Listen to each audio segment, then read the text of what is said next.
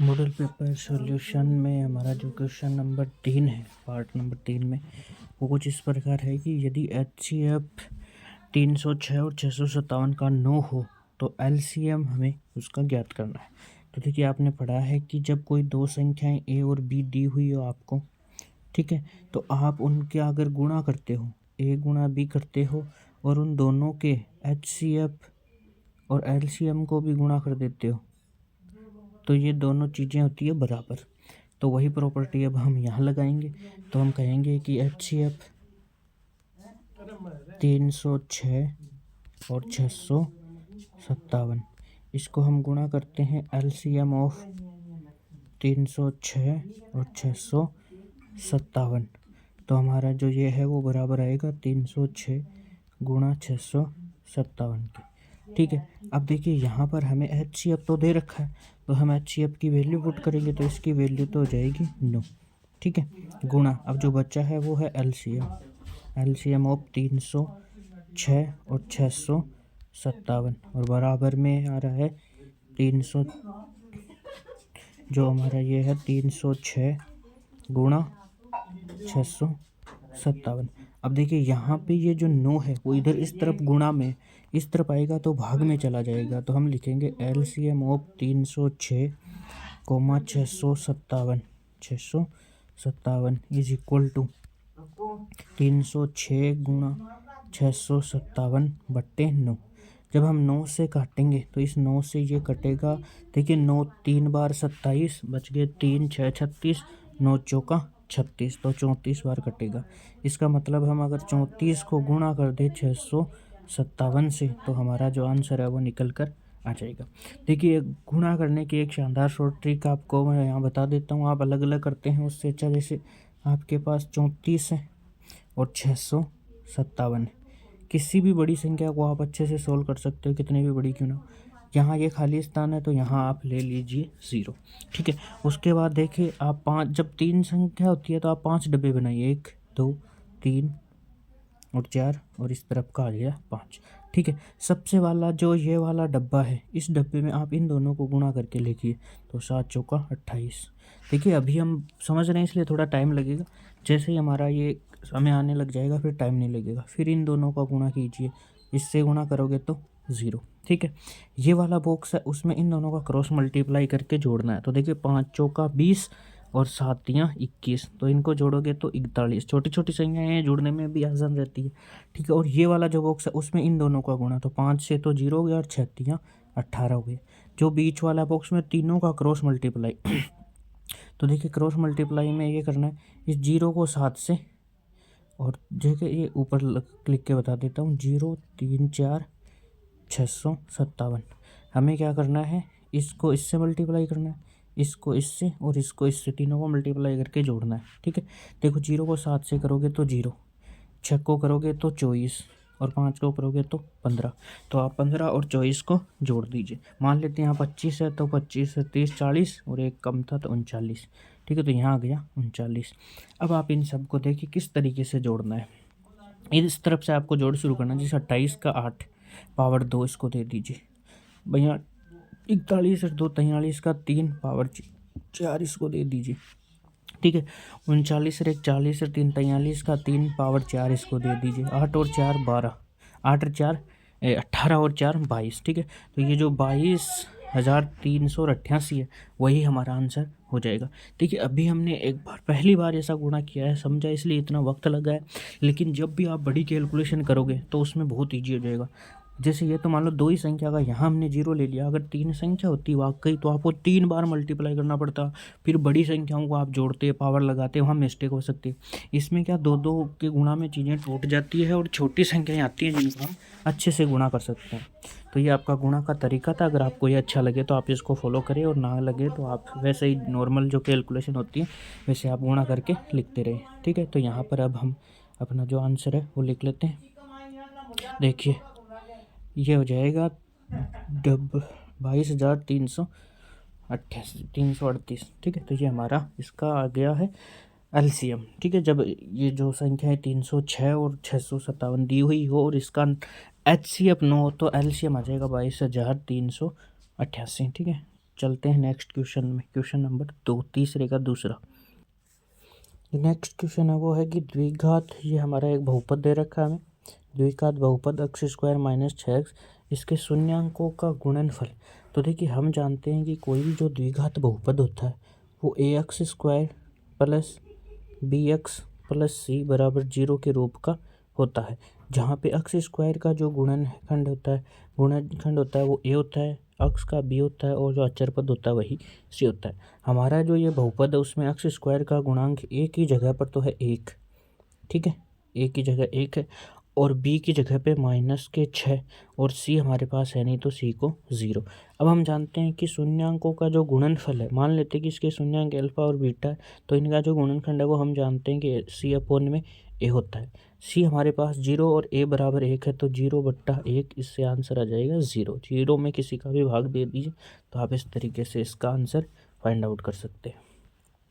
Question number 3 है कि एक भिन्न 1/3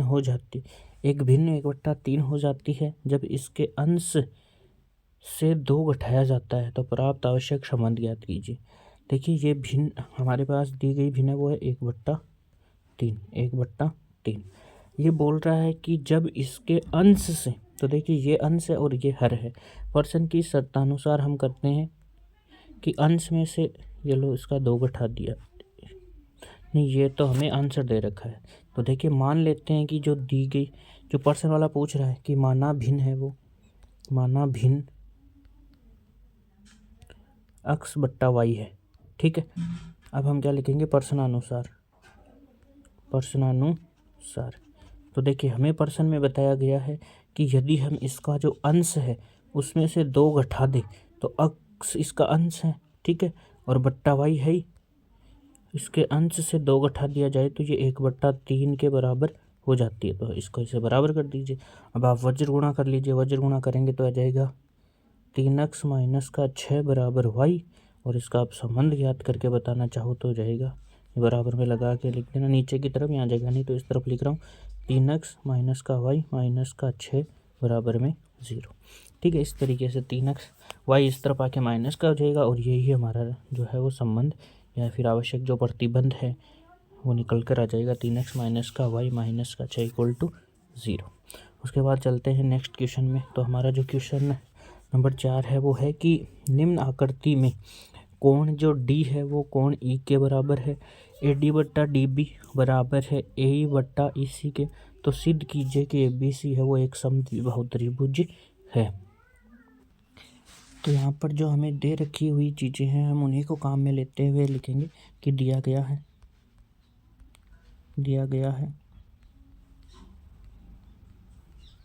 देखिए हमें दे रखा है AD बराबर E, कोण D है वो कोण E के बराबर है, ठीक है। अगर ये दोनों बराबर है तो अगर देखिए यहाँ पर ये जो आपको ये वाला त्रिभुज दिख रहा है, यहाँ पर ये वाला कोण और ये वाला कोण दोनों बराबर है, तो आप देखिए ये जो त्रिभुज AD और E है इनमें ये दोनों कोण बराबर है, तो देखिए सम्मुख भुजा, इन कोणों की जो सम्मुख भुजाएं हैं वो भी आपस में बराबर होगी, तो हम कह सकते हैं AD है वो AE के बराबर होगी, A से D आता है AD बराबर होगी किसके, AD है वो AE के बराबर होगी, AD बराबर होगी AE।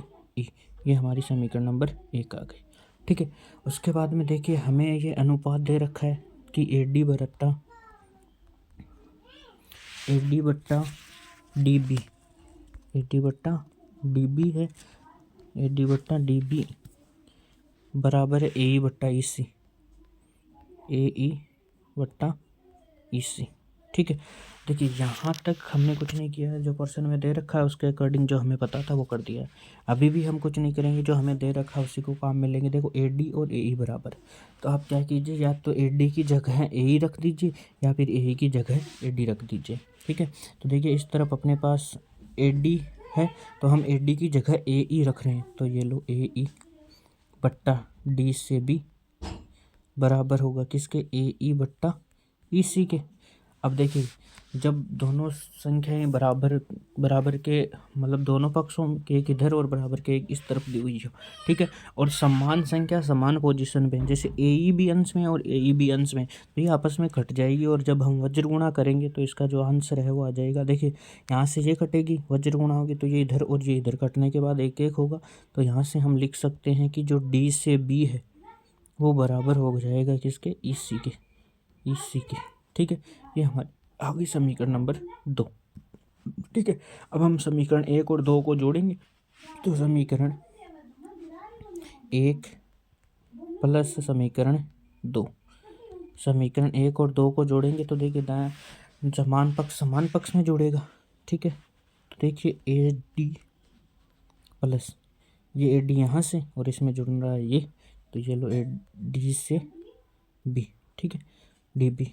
और इस बराबर के ए ई बराबर के दूसरे पक्ष में है ए ई, और यहाँ से ई सी, तो ये लीजिए इसी। अब आप चित्र में देखिए कि ए डी में ए डी और डी बी, ए से डी और डी से बी, इन दोनों को जोड़ते हैं तो ए बी भुजा बनती है। तो ये लीजिए ए बी बराबर होगी ए ई में ई सी जोड़ा जाता है, ए ई में ई सी जोड़ा जाता है तो ए सी बनता है, ठीक है। तो ए बी है वो बराबर आ जाएगा किसके, ए सी के। और जब एक त्रिभुज में देखिए, इस त्रिभुज में यदि ये दोनों भुजाएं बराबर है,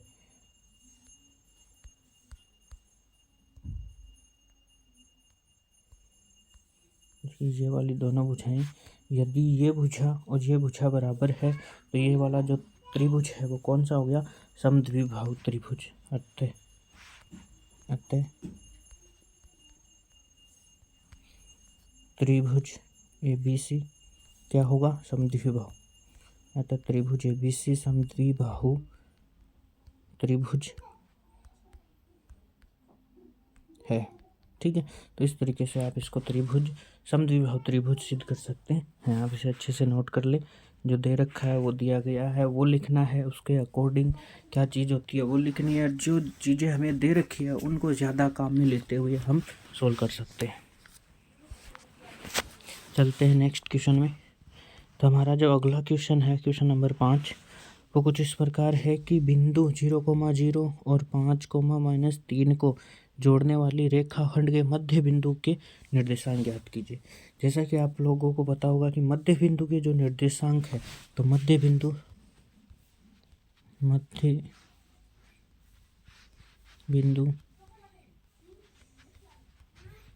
का अक्ष निर्देशांक आपको पता है कि जो मध्य बिंदु होता है उसके जो मध्य बिंदु के निर्देशांक ज्ञात करने के लिए हमें एक्स निर्देशांक ज्ञात करना हो तो क्या करते हैं, और वाई निर्देशांक ज्ञात करना हो तो क्या करते हैं। अगर हमें एक्स निर्देशांक करना है तो देखिए, हम जानते हैं कि दो निर्देशांक दिए गए, ये x1 है और ये y1 है, ये वाला x2 है और ये वाला y2 है। जब भी हमें मध्य बिंदु ज्ञात करना होगा तो हम x1 को x2 में जोड़ेंगे और 2 का भाग देंगे, y1 को y2 में जोड़ेंगे और 2 का भाग देंगे। तो हमारे पास x1 तो है 0 और x2 है 5, तो 0 प्लस का 5/2, तो आंसर आ जाएगा 5/2, ठीक है। और यही बात हम इस तरफ y निर्देशांक के लिखेंगे, तो y निर्देशांक हो जाएगा y1 प्लस y2/2, ठीक है। हमारे पास y1 जो y1 है वो दे रखा है यहाँ पर 0 और जो y2 है वो -3, ठीक है। तो देखिए यहाँ पर वैल्यू पुट करोगे आप तो आ जाएगा 0 प्लस -3/2, ठीक है। तो ऊपर से जो y की वैल्यू है वो आ जाएगी -3/2। तो इस तरीके से मध्य बिंदु के निर्देशांक हो जाएंगे ये वाले। अक्ष जो मध्य बिंदु है उसका अक्ष निर्देशांक 5/2 और y निर्देशांक -3/2 हो जाएगा, ठीक है। क्वेश्चन नंबर देखिए जो 6 है उसमें चलते हैं। एक ठोस आपको अर्धगोला दे रखा है, उसका संपूर्ण पृष्ठीय क्षेत्रफल, अगर संपूर्ण पृष्ठीय क्षेत्रफल दे रखा है 462 वर्ग सेंटीमीटर, तो इसकी त्रिज्या हमें ज्ञात करनी है। तो देखिए हम किस तरीके से इसकी त्रिज्या ज्ञात करेंगे। जैसे कि जानते हैं कि आप अर्धगोले का जो संपूर्ण पृष्ठीय क्षेत्रफल होता है जो अर्धगोल होता है उसका संपूर्ण पृष्ठीय क्षेत्रफल होता है 3 पाई आर स्क्वायर, और जो हमें दे रखा है 462, तो ये लीजिए 462। ठीक है, देखिए 6 4 10, 10 से 2 12, तो इसमें 3 का भाग जाएगा, तो हम 3 का भाग दे देते हैं। तो एक बार 4 में जाएगा, फिर 1 16, 16 में 5 बार 15, 1 और 4 154 आ गए। ठीक है, पाई का अगर अपन यहाँ पर मान रखते, देखिए अगर पाई का मान रखेंगे तो पाई का मान हमें पता है 22/7। ठीक, बराबर पहले अपन वजन गुणा कर देते हैं इस तरफ, तो गुणा 7/22। देखिए आप 22 का या तो पहाड़ा बोल लीजिए या फिर 22 का भाग देंगे तो 22 7 154 होते हैं। ठीक है, तो इससे यहाँ से ये कटेगा 7 बार। ठीक है, 7 बार 14 4 से 14 15, ये कटेगा 7 बार, और 7 7 से गुणा होगा तो 49। ठीक है, और हम जानते हैं कि 49 को हम क्या लिख सकते हैं, 7 का स्क्वायर, दोनों तो एक, इधर आर का स्क्वायर, फिर 7 का स्क्वायर, तो स्क्वायर से स्क्वायर कटेगा तो आर बराबर आ जाएगा 7 सेंटीमीटर। तो हमारा जो अर्धगोला है उसकी जो त्रिज्या है वो कितनी आएगी, 7 इकाई। उसके बाद जो नेक्स्ट क्वेश्चन है वो है कि 1 सेंटीमीटर त्रिज्या, जो त्रिज्या है वो दे रखी है 1 सेंटीमीटर, और समान ऊंचाई वाले शंकु का आयतन। तो देखिए हम जानते हैं कि शंकु का आयतन मतलब इस प्रश्नावली में आपको फॉर्मूले बहुत अच्छे से याद होने चाहिए। शंकु का आयतन होता है 1/3 पाई आर स्क्वायर एच। देखिए मान रख दीजिए 1/3 गुणा 22/7 गुणा त्रिज्या 1 है, इसका स्क्वायर भी 1 होगा, ऊंचाई भी समान है तो त्रिज्या के समान ही ये 1 ही रहेगी। ठीक है, तो हमारा जो यहाँ से मान आ जाएगा वो जाएगा 22/21, ऊपर 22 नीचे 21। ठीक है, और जिसका मात्रक है वो दे रखा है सेंटीमीटर में, तो सेंटीमीटर क्यूब या घन सेंटीमीटर। दूसरा तरीका देखिए, यहाँ पे आप इसको पाई का पाई पड़ा रहने देते हैं तो पाई/3 भी जैसे हो सकता है, पाई/3 सेंटीमीटर क्यूब। ठीक है, दोनों में से जो लिखोगे दोनों ही सही है। उसके बाद देखिए नेक्स्ट क्वेश्चन है,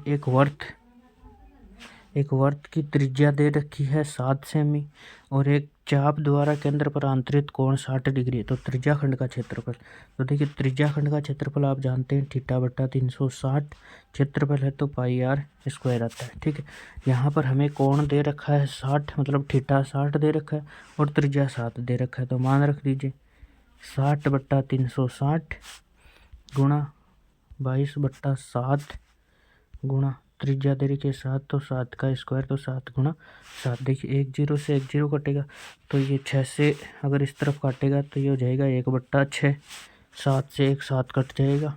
ठीक है, तो जो क्षेत्रफल है वो निकल कर आएगा। देखिए गुणा कर, यहाँ पर और काट दीजिए 2 से 3 बार और इधर 11 बार। ठीक है, तो ऊपर तो 11 7 77/3। ठीक है, 11 7 77/3। जब आप इसमें भाग दोगे तो ये हो जाएगा 3 का भाग जाएगा 2 बार 6 बच गया 1 और 17, 5 बार जाएगा 15, 2 बच गए, तो 2/3 भी लिख सकते हो, या फिर पॉइंटों में भी उत्तर निकाल सकते हो। चलो पॉइंटों में निकालते हैं इसका उत्तर। तो देखिए ये 5 बार चला गया 15, बच गए 2, अब भाग जा नहीं रहा तो 0.0, तो ये हो जाएगा 6 बार 18, बच गए 2, फिर नहीं जा 0.0 फिर 6, तो ये लगभग 25.66 के आसपास इसका उत्तर आएगा सेंटीमीटर स्क्वायर। तो आप इसको अच्छे से यहाँ पर पहले इसकी भाषा लिखिए कि दिया गया है वर्त की त्रिज्या 7 सेंटीमीटर तथा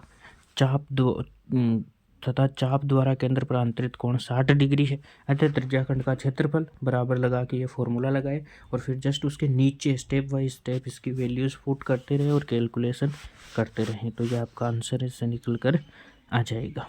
ठीक है, तो आगे के जो क्वेश्चन है वो हम नेक्स्ट वीडियो में सॉल्व करेंगे। 20 मिनट का वीडियो हो चुका है, तो नेक्स्ट वीडियो में हम बाकी के क्वेश्चंस को और सॉल्व कर लेंगे। तो आज के लिए इतना ही, थैंक यू। हमारा जो नेक्स्ट क्वेश्चन है वो है कि एक समय एक मीनार की छाया उसकी ऊंचाई से दुगुनी हो जाती है, तो उसका उन्नयन कोण ज्ञात कीजिए। तो देखिए सबसे पहले हम इसका डायग्राम बनाते हैं। इस प्रश्नावली में डायग्राम सबसे इम्पोर्टेंट है। एक समय एक मीनार, तो ये देखिए ये इसकी मान लेते हैं कि अपनी मीनार है, ठीक है। ऐसी कोई मीनार है और इस मीनार की छाया, तो देखिए इस तरफ ये लो कोई छाया होगी, ठीक है। यहाँ पर इस मीनार की क्या है, छाया। तो जब हमें प्रश्न में दे रखा है कि इसकी जो ये मीनार है, एक समय एक मीनार की छाया उसकी ऊंचाई से दोगुनी हो जाती है। मान लेते हैं कि ये अक्स है, तो ये वाली हो जाएगी 2x, ठीक है, हो जाती है। तो उसका उन्नयन कोण ज्ञात कीजिए। तो देखिए इसके अंतर्गत हम मान देते हैं, देखो उन्नयन कोण, उन्नयन का मतलब होता है कि ऊपर देखने की तरफ बना कोण, तो मतलब हमें ये वाला कोण चाहिए, ठीक है, थीटा। तो देखिए यहाँ पर इस थीटा के लिए ये है वो तो हुआ लंब और ये हुआ आधार। तो हम यहाँ पर लंब और आधार के लिए लगाते tan theta. Tan theta is equal to, लंब है अक्स, आधार है 2x, ठीक है। एक से एक कटेगा तो tan theta is equal to 1/2, ठीक है। तो यहाँ से अगर हम थीटा फाइंड आउट करेंगे तो ये हो जाएगा टेन इनवर्स 1/2, यही हमारा एंगल निकल कर आ जाएगा। तो इस जब ये मीनार की जो ऊंचाई है उसमें और उसकी जो छाया है वो उस मीनार की ऊंचाई से दोगुनी हो जाती है, तो जो उन्नयन कोण है वो टेन इनवर्स 1/2 बनकर आएगा। तो यहाँ पर देखिए आप थोड़ा ध्यान रखिए, वैल्यू है वो थीटा की एकदम एग्जैक्ट वैल्यू नहीं आई है। तो आप इस तरीके से, जब यहाँ से आपको वैल्यू एकदम परफेक्ट वैल्यू नहीं मिले तो आप इस थीटा को इधर ही पड़ा रहने दें। ये सिर्फ टेन अकेला उस तरफ जाता है तो ये इन्वर्स इसको बोला जाता है, जैसे टेन और यहाँ पर अगर माइनस की पावर 1 लगा दें और इधर जो संख्या है वो संख्या यहाँ पर लिखी जाएगी, इसको बोलते हैं टेन इन्वर्स। तो ये थीटा की अपनी वैल्यू हो जाएगी। तो ये थोड़ा सा ध्यान रखिए। आपके ये प्रतिलोम त्रिकोणमिति का फलन आपके इस एक्सरसाइज में वैसे आए नहीं ऐसे क्वेश्चंस, तो लेकिन फिर भी आप थोड़ा ध्यान रखें। थोड़ी भाषा इसमें लिख दें कि माना कि मीनार की ऊंचाई x है, प्रश्नानुसार अतः उसकी छाया की लंबाई 2x हो जाएगी। फिर ये डायग्राम बना लें और अतः उन्नयन कोण के लिए इसको आप डायग्राम को नाम दे दें A, B और C। तो देखिए उन्नयन कोण के लिए अर्थात कोण A के लिए BC लंब तथा AB आधार है, अतः कोण A या तो A नाम दे दे या फिर इसको नाम थीटा दे दे। तो अतः कोण A के लिए या फिर कोण थीटा के लिए, थीटा के मान के लिए फिर यहाँ से आप जो टेन थीटा है ये वाली कैलकुलेशन शो कर दें। तो चलते हैं नेक्स्ट क्वेश्चन में। हमारा नेक्स्ट क्वेश्चन है कि निम्न आकृति में अच्छी तरह से तनी हुई एक 20 मीटर लंबी रस्सी भूमि पर सीधे लगे खंभे के शीर्ष से बंधी है। यदि भूमि स्तर के साथ रस्सी द्वारा बनाया गया कोण 30 डिग्री का है तो खंभे की ऊंचाई ज्ञात कीजिए। तो देखिए सबसे पहले आप इसमें भाषा लिखें कि मान दिया गया है रस्सी की लंबाई 20 मीटर है, ठीक है। और उसके बाद में देखो यहाँ पर हमें दे रखा है कि रस्सी की 20 मीटर लंबी रस्सी है और खंभे से ये बंधी हुई है, ठीक है। तो आप यहाँ पर लिखें कि दिया गया है कि रस्सी की लंबाई 20 मीटर है तथा रस्सी द्वारा भूमि के साथ बनाया गया जो कोण है उन्नयन कोण है, ये उन्नयन कोण हमें 30 डिग्री दे रखा है। अतः चित्रानुसार देखिए यहाँ पर ये चित्र भी दे रखा है। हमें इस खंभा, ये रखा खंभा, इस खंभे की ऊंचाई ज्ञात करनी है। तो देखिए चित्रानुसार AB के लिए, AB का मान ज्ञात करने के लिए हम क्या करेंगे, अब हमें ये दे रखा है और ये ज्ञात करना है। तो इस थीटा के लिए ये वाली भुजा है वो लंब है और ये वाली भुजा है वो क्या है, कर्ण है, ठीक है। तो लंब और कर्ण में आपको पता होगा L अपॉन में K किस तरीके से त्रिकोणमितीय अनुपात को चुना जाता है वो बता रहा हूँ। ये भुजा देख के ये पूछ रहा है तो लंब और कर्ण, तो ये रहा लंब और कर्ण, तो ये आता है साइन थीटा में। तो देखिए आता है त्रिकोणमितीय अनुपात के प्रयोग से आप लिखोगे sine theta is equal to क्या होता है भाई, लंब बट्टा कर्ण, ठीक है। यहाँ से थीटा की वैल्यू दे रखी है 30 डिग्री, ठीक है। थीटा देखिए ये 30 दे रखा है, लंब हमें ज्ञात करना है, कर्ण हमें 20 दे रखा है। तो लंब का मान रख दीजिए AB और कर्ण दे रखा है 20। साइन 30 की वैल्यू हम जानते हैं 1/2 और AB बट्टा 20। 2 से अगर 20 को काटोगे तो AB की वैल्यू आ जाएगी 10, ठीक है। और ये मात्रक इसका दे रखा मीटर में, तो 10 मीटर, ठीक है। तो ये हमारा इसका आंसर हो जाएगा। तो इस तरीके से आप इन क्वेश्चंस को सोल्व करें। वैसे 1 नंबर का क्वेश्चन है, आप सीधी कैलकुलेशन करोगे तो भी नंबर मिल जाएंगे। थोड़ी सी भाषा लिख सकते हो कि दिया गया है रस्सी की लंबाई 20 मीटर तथा रस्सी द्वारा भूमि के साथ बनाया गया उन्नयन कोण 30 डिग्री है। ठीक है, अतः चित्रानुसार AB खंभे की लंबाई के लिए फिर आप ये वाली कैलकुलेशन कर दोगे तो आपको 1 नंबर अच्छे से मिल जाएगा। तो इसके साथ ही हमारे जो क्वेश्चन नंबर 3 तक के 1-1 नंबर के छोटे क्वेश्चंस का पोर्शन था वो होता है कंप्लीट। जब क्वेश्चन नंबर 4 2-2 नंबर के क्वेश्चन शुरू होते हैं लघुतरात्मक क्वेश्चन, वो देखेंगे हम नेक्स्ट वीडियो में। आज के लिए इतना ही।